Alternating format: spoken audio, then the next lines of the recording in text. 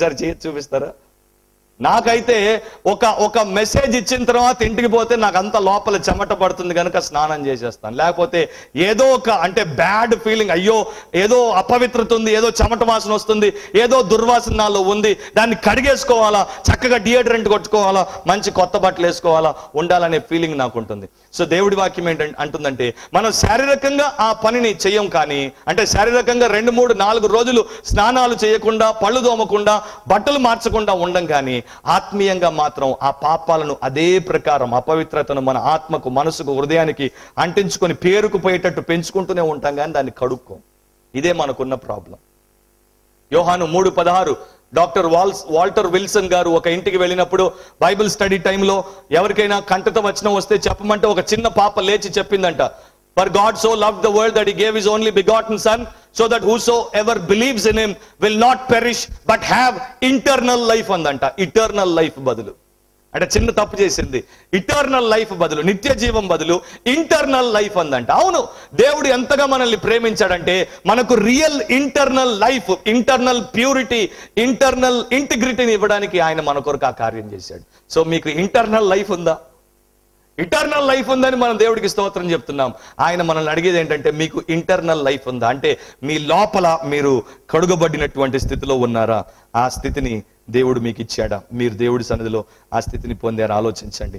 కొంతమంది మరి వేషధారులు ఉంటారు, వారు పైకి భక్తుల్లాగా, విశ్వాసుల్లాగా, కడుగబడిన వారిలాగా చలామణి అవుతుంటారు, కానీ వారి నిజస్థితి ఏంటో పిలాతు మనకు చూపిస్తాడు. ఆ మత్తయి సువార్తలోనే 27వ అధ్యాయం 24వ వచనంలో పిలాతును చూస్తే అమాయకుడిగా మనకు కనిపిస్తాడు, మంచివాడిగా మనకు కనిపిస్తాడు. యేసు ప్రభు అంటే సానుభూతిని చూపినటువంటి వాడిగా కనిపిస్తాడు. మత్తయి 27:24 పిలాతు అల్లరి ఎక్కువగుచున్నదే గాని తన వలన ప్రయోజనమేమీ లేదని గ్రహించి నీళ్లు తీసుకుని జన సమూహము ఎదుట చేతులు కడుక్కొని, ఈ నీతిమంతుని రక్తమును గూర్చి నేను నిరపరాధిని, మీరే చూచుకున్నాడని చెప్పాను. ఇక్కడ చూస్తే మాత్రం అమాయకుడు, పాపం, అయ్యో అని అనుకునేటట్టున్నాడు. కానీ ఇప్పుడు అసలు సంగతి చూపిస్తాను. మార్కు సువార్త 15వ అధ్యాయం, ఇక్కడ ఆయన అసలు రంగు బయటపడుతోంది. మార్కు సువార్త 15వ అధ్యాయము 15వ వచనం. పిలాతు జన సమూహమును సంతోష పెట్టుటకు మనస్సు గలవాడై వారికి బరబ్బను విడుదల చేసి యేసును కొరడాలతో కొట్టించి సిలువ వేయను అప్పగించెను. సో ఆయన ఇంటర్నల్ లైఫ్ ఏంటి? ఈజ్ అ బిగ్ హిపోక్రిట్, పెద్ద వేషధారి. లోపల జనాలందరినీ సంతోషపెట్టి వారి కోరిక తీరిస్తే నేను వారి గుడ్ బుక్స్ లో ఉంటాను, మా పిలాతు మంచి పిలాతు, మా మాట విన్నాడు, రేపు మేము పిలాతు మాట వింటాం అనే స్థితిలో నా జనల్ని నా గుప్పెట్లో పెట్టుకుంటాననే ఉద్దేశంతో బరబ్బాను విడుదల చేసి యేసు ప్రభువును అప్పగించేశాడు. సో చాలా మంది అలాంటి స్థితిలో ఉంటారు. అలాంటి స్థితిలో ఉండి కడుగబడ్డాం అనుకుంటే మాత్రం అది వేషధారణతో కూడినటువంటి పరిస్థితి అని మనం గుర్తుపెట్టుకోవాలి. 2006వ సంవత్సరంలో యూనివర్సిటీ ఆఫ్ టొరాంటో వారు ఒక స్టడీ చేసిన తర్వాత ఒక విషయాన్ని వారు బయటికి తెలిపారు. ఆ విషయం ఏంటంటే ఎవరైనా తప్పు చేసిన తర్వాత హృదయంలో దోషారోపణతో పీడింపబడుతున్నప్పుడు వారికి ఒక పవర్ఫుల్ అర్జ్ ఉంటుందంట, బాగా తమను తాము రుద్ది కడుక్కోవాలనిపిస్తూ ఉంటుందంట. ఇది ఎక్కడి నుండి వచ్చింది? వారు రీసెర్చ్ చేసినప్పుడు వారి యొక్క స్టడీలో తెలిసింది. దీన్నే వారు ఒక పేరు పెట్టి పిలిచారు, ది మ్యాక్బెత్ ఎఫెక్ట్ అంటారు. మ్యాక్బెత్ అనేటువంటిది షేక్స్పియర్ రాసినటువంటి ఒక ప్రపంచ ప్రఖ్యాతిగాంచినటువంటి డ్రామా. లేడీ మ్యాక్బెత్, ఆమె భర్త ఒక వ్యక్తిని చంపేస్తారు, వాని రక్తము వీరి చేతుల మీద ఉంటుంది కనుక లేడీ మ్యాక్బెత్ ఆ హత్యను మర్చిపోలేక ఎప్పుడు చూసినా చేతులు రుద్దుకుంటూనే ఉంటుంది. అవుట్ ద డామ్న్ స్పాట్ అని, అంటే ఈ యొక్క భయంకరమైనటువంటి మరక పో అని దాన్ని రుద్దుకుంటూనే ఉంటుంది. నిజానికి ఆమె చేతుల మీద రక్తం లేదు, ఆమె మనసులో రక్తపు మరకలు ఉన్నాయి. అక్కడ నుండి వాటిని తుడుపు పెట్టలేక ఇక్కడ రుద్దుకుంటూ ఉంటుంది.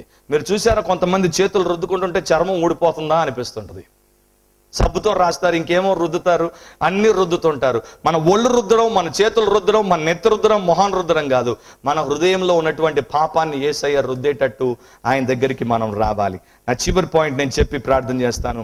యెషయాకు ఆ అనుభవం జరిగిన తర్వాత కన్ఫెస్ చేసుకున్నాడు, క్లెన్స్ అయ్యాడు. అప్పుడు మొట్టమొదటిసారి దేవుని స్వరాన్ని యెషయా భక్తుడు వినగలిగాడు. సో మీలో ఎంతమంది దేవుని స్వరాన్ని వినాలనుకుంటున్నారో? చాలా మందికి ఆశ ఉంటుంది, దేవుడు నాతో మాట్లాడితే బాగుంటుంది. దేవుడు ప్రతిరోజు మాట్లాడుతూ ఉన్నాడు. Praise the Lord. మీరు బైబిల్ తెరిచి కూర్చొని నాతో మాట్లాడుము ప్రభు అంటే ఆయన మీతో మాట్లాడతాడు. కాకపోతే ఇక్కడ యేసుక్రీస్తు యెషయాతో ఎప్పుడు మాట్లాడాడు, లేకపోతే దేవుడు యెషయాతో ఎప్పుడు మాట్లాడాడు? అంతకుముందు శరాపుల స్వరమే విన్నాడు, కానీ దేవుడి స్వరాన్ని వినలేదు. మొట్టమొదటిసారి 8వ వచనంలో నేను ఎవని పంపెదను, మా నిమిత్తము ఎవడు పోవునని ప్రభు సెలవీయగా వెంటనే. సో మొట్టమొదటిసారి యెషయా పాపము నుండి పరిహరించబడి కడుగబడిన తర్వాత, శుద్ధీకరించబడిన తర్వాత అప్పుడు దేవుడు మాట్లాడాడు. సో దేవుడికి పరిశుద్ధమైనటువంటి పాత్రలు కావాలి, క్షమించబడినటువంటి వ్యక్తులు కావాలి, శుద్ధీకరించబడినటువంటి ఆత్మలు కావాలి. వారిని దేవుడు తన సేవలో వినియోగించుకుంటాడు. మనలో చాలా మందికి దేవుడి సేవలో వాడబడాలి అనేటువంటి ఆశ ఉండొచ్చు. అయితే మన బ్రతుకులో పవిత్రత ఉన్నప్పుడే దేవుడు మనల్ని ఆ ప్రకారం వాడుకుంటాడు. మరో విచిత్రం ఏంటంటే, ఆ మహోన్నతులైనటువంటి దేవుడు, సర్వాధికారి అయినటువంటి దేవుడు, సమస్తమును తన మాట ద్వారా నిర్వహించుకుంటున్నటువంటి దేవుడు సేవ కోసం అనుకుంటే రోబోట్స్ ని తయారు చేసి ఉండొచ్చు, సేవ కోసం అనుకుంటే శరాపులను, కెరూబులను, దూతలను పంపించి ఉండొచ్చు, సేవ చేయించుకోవాలంటే ఆయన మరో విధానాన్నే కనుక్కుని ఉండొచ్చు. కానీ ఆయన ఏం చేశాడు? మనలాంటి వ్యక్తులను తన సేవ కొరకు ఎంపిక చేసుకొని మనల్ని తన సేవ కొరకు నియమించుకున్నాడు. సో అది ఎంతో గొప్ప ధన్యత, ఎంతో గొప్ప బాధ్యత. కొంతమంది దేవుడు నన్ను బలవంత పెడితే తప్ప నేను సేవ చెయ్యను అని అనుకుంటుంటారు. ముఖ్యంగా పాపక్షమాపణ పొంది రక్షింపబడినటువంటి విశ్వాసులు ఆయన సేవ ఏదో రకంగా ఆయన ఇచ్చినప్పుడు దాన్ని చేయడానికి వారు ఎప్పుడు పూర్కొల్పబడాలి. మీరు ఇంజనీర్ గా చేయొచ్చు, డాక్టర్ గా చేయొచ్చు, మీరు ఇంకొక వృత్తిలో ఉండొచ్చు, ఆయన సేవలో ఉండొచ్చు, మాలాగా ఫుల్ టైం సేవలో ఉండొచ్చు. కాకపోతే ప్రతి ఒక్కళ్ళు సేవకులే. Praise the lord.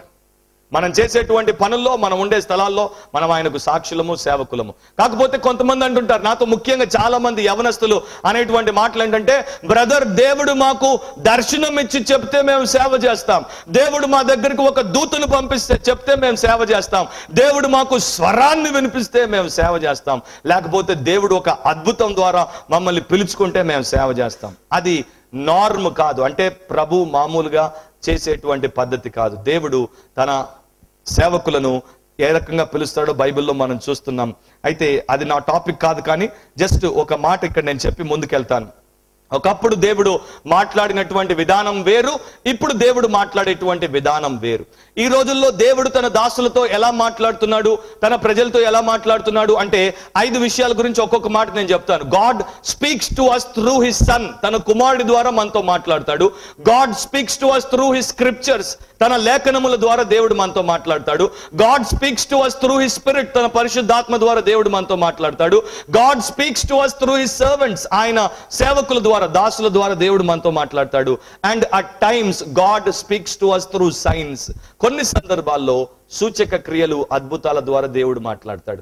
కానీ ప్రధానంగా దేవుడు దేని ద్వారా మాట్లాడతాడు? కుమారుడి ద్వారా మాట్లాడతాడు. అంటే జీసస్ ద్వారా దేవుడు ఏమై ఉన్నాడు, దేవుడు ఏం ఆశిస్తున్నాడు, మన మీద ఎలాంటి ఆశలు పెట్టుకున్నాడు అనేదంతా జీసస్ ద్వారా అర్థమవుతుంది, లేకపోతే లేఖనాలు చదివితే స్పష్టమవుతుంది. సో ఆ ప్రకారం దేవుడు మాట్లాడతాడు. మరొకసారి ఎప్పుడైనా దేవుడి యొక్క స్వరం ఎలా వినాలి అనేది నేను మీకు చెప్తాను. మోషే దగ్గరికి ప్రభు వచ్చి చెప్పాడు, నీవు నా కొరకు వెళ్ళి ఐగుప్తులో నుండి ప్రజల్ని తీసుకురావాలి అంటే, నాట్ మీ లార్డ్ అన్నాడు, నన్ను కాదు ప్రభు అన్నాడు. నన్ను పిలవద్దు, నాకు నత్తుంది, నాకు ఇది ఉంది, నాకు అది ఉంది, సాకులు చెప్పడం మొదలుపెట్టాడు. కానీ యెషయా ఎప్పుడైతే దేవుడి మాట విన్నాడు, ఏమన్నాడు? సెండ్ మీ లార్డ్ అన్నాడు. జిమ్ ఎలియాట్ కి కొంతమంది స్నేహితులు ఉండేవారు. జిమ్ ఎలియాట్ చాలా భారంతో దేవుడి సేవకు వెళ్తున్నప్పుడు వారిని చెప్పేవాడంట, మీరు కూడా రండి, సేవ చేయండి, నశించేవారు చాలా మంది నశించిపోతున్నారు, మన ఊరికే ఉండొద్దు, నోరు కట్టుకుని ఉండొద్దు, మనం పోయి క్రీస్తుని ప్రకటించాలంటే వారిలో చాలా మంది అనేవారంట, మాకు పిలుపు లేదు, మాకు పిలుపు లేదు అని. We don't have a call అన్నప్పుడు జిమ్ ఎలియాట్ కి కోపం వచ్చి అన్నాడంట, fellows you don't need a call, what you need is a kick in the pants అన్నాడంట. అంటే ఒరే మీకు కావాల్సింది పిలుపు కాదు, మీకు వెనకాల ఒక తన్ను అన్నాడంట. కొంతమందిని వెనక నుండి అంతగాని పోరు. Yes or no? అంత కాంప్లసెంట్ గా మనం మన యొక్క పొజిషన్స్ లో, మన లైఫ్ లో సెటిల్ అయిపోయామేమో. ఈ పగలు దేవుడు మీతో మాట్లాడుతూ ఉంటే ఆలోచన చేయండి, దేవుడి యొక్క మాటకు మిమ్మల్ని మీరు అప్పగించుకోండి. సో యెషయా తన్ను తాను సంపూర్ణంగా కాన్సక్రేట్ చేసుకున్నాడు. సో 5వ ప్రిన్సిపల్ మనం చూసేది ఏంటంటే కాన్సక్రేషన్.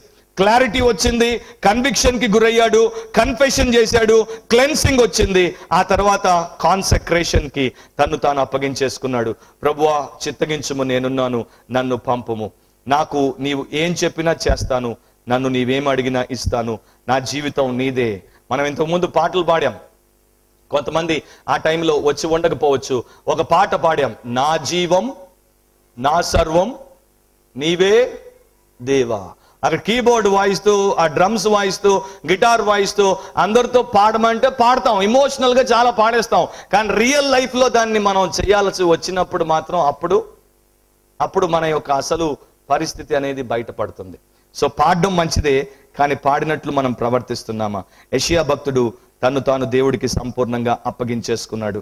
అలా అప్పగించుకున్నాడు అంటే దేవుడు అతనికి మంట పెట్టాడు. అంటే అతనిలో ఆ యొక్క అగ్ని అతను వెలిగేటట్టు దేవుడు చేశాడు. స్పర్జన్ భక్తుడు ఒక మాట అంటాడు, యెషయా పెదవులను దేవుడు ఎందుకు కాల్చాడంటే అతడు చాలా నులివెచ్చనిగా ఉన్నాడంట. అతనికి చూపించాడంట, చూడు యెషయా, నీవు నా సేవ చేయాలనుకుంటున్నావు కదా, నీవు నా సేవ చేయాలంటే ఈ శరాపులు ఎట్లా చేస్తున్నారు అట్లా చేయాలా. శరాపులు ఎట్లా చేస్తున్నారు? ఆహర్నిశలు మండుచు ఆసక్తితో సేవ చేశారు. నీవేమో నులివెచ్చనిగా సేవ చేస్తున్నావు. ఇలా సేవ చేయాలంటే నీకు మంట పట్టుకోవాలి అని చెప్పి ఒక శరాపుకు దేవుడు చెప్తే ఆ శరాపు నిప్పును తీసుకుని వచ్చి ఎక్కడ పెట్టాడు? యెషయా పెదవులకు పెట్టాడు. సో అది that made him on fire. అతడు అగ్నిలో ఉండునట్లు చేసింది. ఆ ప్రకారం తను తాను దేవునికి అప్పగించుకున్నాడు. చాలా సందర్భాల్లో చాలా మంది ప్రభువుకు సమర్పించుకోవాలంటే భయపడుతుంటారు. నాకు తెలియదు మీకున్నటువంటి భయాలేంటో, అపోహలేంటో, సందేహాలేంటో, ఆందోళనలేంటో, కానీ ఒక మనిషి తన్ను తాను దేవునికి సంపూర్ణంగా సమర్పించుకోవడానికి మాత్రం చాలా భయపడుతుంటాడు అనేది మాత్రం నాకు బాగా తెలుసు. అవునంటారా కాదంటారా? Yes or no? ఎందుకంటే నేను ఆయనకు సమర్పించుకుంటే నన్ను ఏం అడుగుతాడో, నేను ఆయనకు సమర్పించుకుంటే నన్ను ఏం చేయమంటాడో, నేను ఆయనకు సమర్పించుకుంటే నన్ను ఎక్కడికి పంపుతాడో, నేను ఆయనకి సమర్పించుకుంటే నా చేత ఏం చేయిస్తాడో, నన్ను ఏది మానుకోమంటాడో, నన్ను ఏది వదులుకోమంటాడో. అందుకని దేవుడికి దూరంగా ఉంటారు, డిస్టెన్స్ మెయింటైన్ చేస్తుంటారు. పేతురు యేసు ప్రభుతో నడిచినప్పుడు మధ్యలో డిస్టెన్స్ ఉండిందంట. అలా చాలా మంది ఉంటారు. ఒకటి నేను చెప్తాను, గ్యాలప్ పోల్, జార్జ్ గ్యాలప్ అని అమెరికాలో వరల్డ్ ఫేమస్ ఆయన రీసెర్చర్ అన్నమాట. క్రిస్టియానిటీ మీద అండ్ చర్చెస్ మీద, క్రిస్టియన్ లైఫ్ మీద రీసెర్చ్ చేస్తాడు. ఆయన ఎప్పుడో చాలా సంవత్సరాల క్రితం ఈ స్టడీ రీసెర్చ్ చేసి బుక్ లో పబ్లిష్ చేశాడు. ఆయన చెప్పింది ఏంటంటే, రియల్ కాన్సక్రేషన్ లేకుండా, అంటే మనుషులలో నిజమైనటువంటి సమర్పణ లేకుండా దేవుని కొరకు వారు జీవించలేరు అండ్ దేవుని యొక్క మార్పు వారి బ్రతుకులో జరగదని చెప్పాడు. ఒక ఎగ్జాంపుల్ కూడా ఇచ్చాడు. ఆ ఎగ్జాంపుల్ ఏంటంటే, ఒక వ్యక్తి సంవత్సరం అంతా ఇంట్లో ఉంటాడు, బార్కి వెళ్తాడు, క్లబ్కి వెళ్తాడు, జూదమాడతాడు, అన్ని చేస్తాడు. మరొక వ్యక్తి సంవత్సరం అంతా ప్రతి సండే చర్చికి వెళ్తాడు. అయితే వీడిలో పెద్ద మార్పు లేదు, వీడిలో పెద్ద మార్పు లేదు. కారణం ఏంటి? వీడు అబద్ధం ఆడుతున్నాడు, వీడు అబద్ధం ఆడుతున్నాడు. వీడు మోసం చేస్తున్నాడు, వీడు మోసం చేస్తున్నాడు. వీడు ఆఫీస్లో నుండి కొన్ని సొమ్ములు కొట్టుకొని ఇంట్లో పెట్టుకుంటాడు, వీడు కూడా అదే పని చేస్తున్నాడు. వీడేమో బార్కి వెళ్తున్నాడు, రేసులకు వెళ్తున్నాడు, జూదశాలకు వెళ్తున్నాడు, చర్చికి వెళ్ళట్లేదు. వీడేమో వాటికి వెళ్ళట్లేదు కానీ ఎక్కడికి వెళ్తున్నాడు? చర్చికి వెళ్తున్నాడు. కానీ ఇద్దరిలో మార్పు ప్రవర్తనలో రావట్లేదు. కారణం ఏంటి? వీడికి దేవుడు తెలీదు, వీడికి దేవుడు తెలుసు అని చెప్పుకుంటాడు, కానీ వీడు దేవుడికి ఎప్పుడు అంకితం అవ్వలేదు.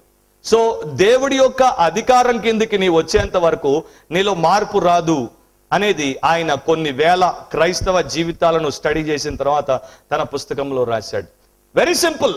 11 మంది ప్రభువుకు అప్పగించుకున్నారు. వారిలో పొరపాట్లు ఉన్నాయి, వారిలో బుద్ధిహీనతలు ఉన్నాయి, బలహీనతలు ఉన్నాయి, కానీ వారిలో ఒక సిన్సియారిటీ ఉంది. అదేంటంటే వారు యేసును ప్రేమించారు. అందుకని ఆ 11 మంది పరిశుద్ధాత్మతో నింపబడినప్పుడు వారు చరిత్రలో చిరస్థాయిగా క్రీస్తు యొక్క అపోస్తలుగా మిగిలిపోయారు. ఒక్కడు మాత్రం ఆయన్ని అప్పగించాడు, కానీ వాడిని ఆయనకు అప్పగించుకోలేదు. Yes or no? సో మనల్ని ఆయనకు అప్పగించుకోకపోతే మనము ఆయా సమయాల్లో ఆయననే ఆయన్ని అప్పగించేస్తాం. సో అది మనం ఎప్పుడు దృష్టిలో పెట్టుకోవాలి. ఈ ఉదయకాల సమయంలో మీ వాక్యంలో మేము నేర్చుకున్నటువంటి సత్యాలను మేము విని విడిచిపెట్టకుండా వాటికి విధేయులం అవ్వడానికి మాకు మీరు కృపను అనుగ్రహించమని ప్రార్థన చేస్తున్నాను. అనేక సత్యాలు మీరు మా ముందుకు తీసుకుని వస్తున్నారు. అవి మమ్మను రూపాంతరపరచినట్లు మీరు కార్యం చేయమని ప్రార్థన చేస్తున్నాను. ఆయన మరి మీ ప్రియ బిడ్డల కొరకు నేను వేడుకుంటున్నాను. వారి హృదయాంతరంగాల్లోనికి మీ వాక్యమును మీరు చొచ్చుకుని పోయేటట్టు చేశారు. ఆ వాక్యము అక్కడ నీరు కట్టి ఫలించినట్లు మీరు సహాయం చేయండి.